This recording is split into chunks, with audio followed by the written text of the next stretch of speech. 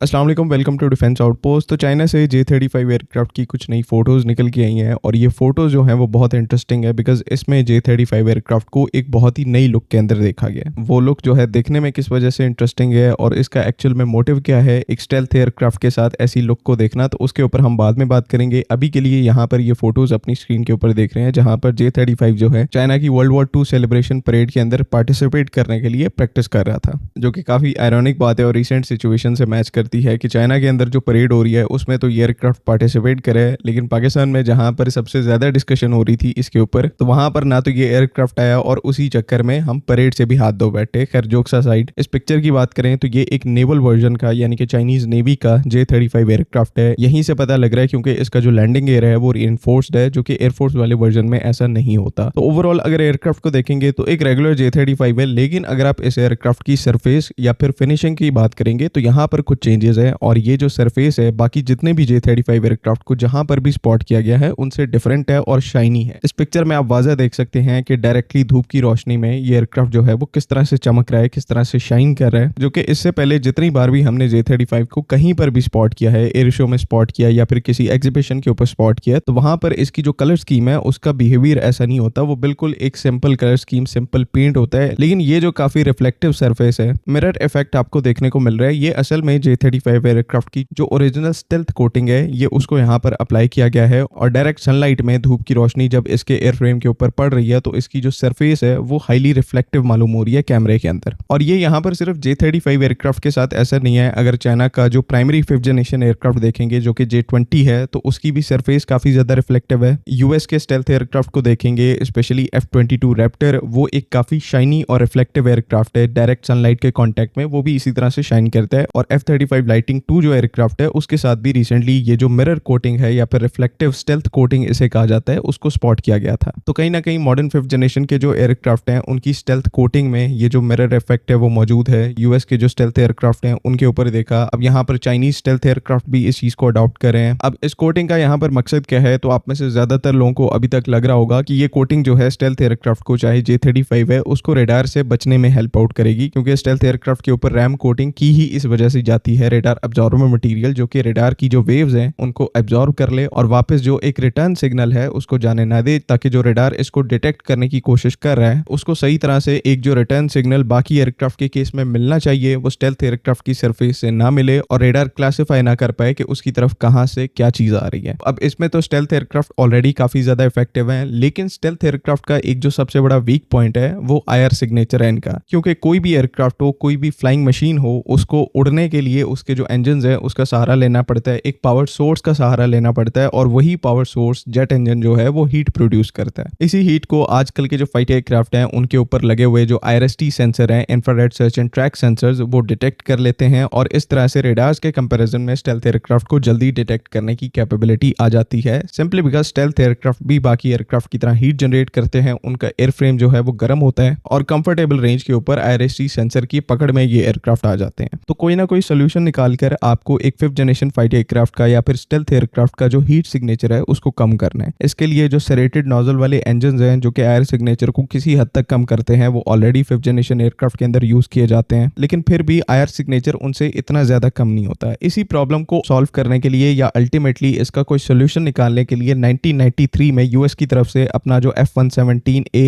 Night hoc stealth aircraft है उसके ऊपर इसी टाइप की एक जो रिफ्लेक्टिव स्टेल्थ कोटिंग है उसको किया गया, ताकि एयरक्राफ्ट का जो इंफ्रारेड सिग्नेचर है यानी कि जो हीट और जो गर्माइश उस एयरक्राफ्ट से निकलती है उसको कम किया जा सके। ये सारी टेस्टिंग जो है यूएस एयरफोर्स की एडवर्ड्स एयरफोर्स बेस के ऊपर कंडक्ट की गई और जब डिफरेंट सेंसर के थ्रू ये रिफ्लेक्टिंग कोटिंग वाला जो F-117 है उसका हीट सिग्नेचर नोट किया गया, तो इस कोटिंग की वजह से यहाँ पर काफी इंपैक्ट पड़ा था। जो एयरक्राफ्ट की सरफेस थी वो काफी ज्यादा कूल डाउन हो गई थी, जिससे जो IRST सेंसर्स हैं उनको इसको ट्रैक करने में डिफिकल्टी हो रही थी। और 1993 के जो IRST सेंसर हैं वो केपेबल थे, लेकिन आजकल के जो IRST सेंसर हैं वो बहुत ही ज्यादा केपेबल हो गए हैं। तो कहीं ना कहीं उसी टाइम वाला जो कॉन्सेप्ट है रिफ्लेक्टिव कोटिंग वाला कि स्टेल्थ एयरक्राफ्ट का जो हीट सिग्नेचर है उसको कम किया जाए, आज वही जो एक कॉन्सेप्ट है वो मॉडर्न 5th जनरेशन एयरक्राफ्ट के ऊपर यूज किया जा रहा है। इसी वजह से आपको जो जितने भी स्टेल्थ एयरक्राफ्ट हैं 5th जनरेशन के, उनके साथ कहीं ना कहीं रिफ्लेक्टिव कोटिंग देखने को मिल रही है। अब ये जो रिफ्लेक्टिव कोटिंग है, मिरर लाइक कोटिंग है, इसका डिसएडवांटेज क्या है कि क्लोज रेंज में जो फाइटर एयरक्राफ्ट है जो भी इस कोटिंग के साथ आता है उसको आप काफी आसानी से देख सकते हैं, जिस तरह से इन पिक्चर्स में J-35 J-35 जो है वो क्लियरली विजिबल है और दूर से भी इसी तरह क्लियरली विजिबल होगा। ये एक यहाँ पर डिसएडवांटेज जरूर है, लेकिन क्या ये चीज मॉडर्न कॉम्बैट में, मॉडर्न एयर वॉरफेयर में जरूरी है? ऐसा यहाँ पर बिल्कुल भी नहीं है। आजकल जो 4th जनरेशन के या फिर 4.5 जनरेशन के एयरक्राफ्ट हैं, वो डॉग फाइट में क्लोज रेंज के अंदर आने के उनके जो चांसेस हैं वो बिल्कुल निल हो गए हैं। तो ये जो स्टेल्थ एयरक्राफ्ट हैं, इनके चांसेस और ज्यादा लो हो जाते हैं कि ये किसी दूसरे एयरक्राफ्ट के साथ क्लोज रेंज की जो फाइट है उसमें आएंगे। इसी वजह से ना तो चाइना का जो J-20 है उसके अंदर एक गन एग्जिस्ट करती है जो इंटरनल गन होती है, जो कि हर 4.5 या फिर 4 जनरेशन के एयरक्राफ्ट के अंदर लाजमी होती है। चाइनीज जो 5th जन एयरक्राफ्ट हैं, J-20 है, J-35 में भी इवन यहाँ पर गन नहीं दी गई, जो कि इसके पीछे फिलॉसफी वही है कि इन एयरक्राफ्ट को इस तरह से बनाया गया है कि ये किसी एयरक्राफ्ट के साथ क्लोज रेंज में आएंगे ही नहीं। इनकी जो मेन फाइट है वो BBR डोमेन में होगी, बियॉन्ड विजुअल रेंज डोमेन में 200-300 किलोमीटर के डिस्टेंस के ऊपर है। तो वहां से ना तो आपको ये एयरक्राफ्ट नजर आएगा और ना ही इसकी जो रिफ्लेक्टिव कोटिंग है वो नजर आएगी। तो ये जो एक डिसएडवांटेज है आसानी से नजर आने का, ये वैसे ही यहाँ पर खत्म हो जाता है। बाकी ये जो नई J-35 के साथ स्टेल्थ कोटिंग देखी गई है, ये ऑब्वियस ही बात है इसकी जो कैपेबिलिटीज है उसके अंदर इंक्रीज करेगी। रेडार क्रॉस सेक्शन तो एयरक्राफ्ट का वैसे ही बहुत कम है, अब इसका जो IR सिग्नेचर है उसको भी यहाँ पर कंट्रोल कर लिया गया है। तो किसी भी एयरक्राफ्ट को, चाहे वो IRST सेंसर लेके आता है, रेडार सिस्टम लेके आता है, दोनों ही केसेस में J-35 को डिटेक्ट करने में यहाँ पर काफी मुश्किल होगी और अल्टीमेट जो एडवांटेज है एक स्टेल्थ एयरक्राफ्ट के पास यानी कि J-35 के पास होगा। तो ये एक टॉपिक तो साइड पे है। लास्ट बट नॉट लीस्ट, कल हमने एक टॉपिक के ऊपर बात की थी जहां पर हमने इस चीज को रिपोर्ट किया था कि अफगान तालिबान का एक जो हेलीकॉप्टर है वो शूट डाउन हुआ था। तो उसके ऊपर काफी लोगों ने यहाँ पर क्वेश्चन उठाए थे, काफी इंडियंस ने क्वेश्चन उठाए थे, क्योंकि वो वीडियो भी सही तरह उसमें क्लियरली कुछ विजिबल नहीं था। तो आज हमारे पास उस क्रैश्ड हेलीकॉप्टर के जो कि शूट डाउन हुआ है उसकी पिक्चर्स आई हैं जो कि कंफर्म करती हैं कल तालिबान का एक हेलीकॉप्टर जो है वो शूट डाउन हुआ है। तो ये आपके सामने है, इनकी जो कलर स्कीम है उनको वेरीफाई कर ले। अगर किसी इंडियन को यहाँ पर डाउट है तो वो अपना डाउट जो है क्लियर कर सकता है। बाकी आई होप कि तमाम चीजें क्लियर हैं। आपका कोई ओपिनियन है काइंडली उसको कमेंट्स में जरूर लिखें।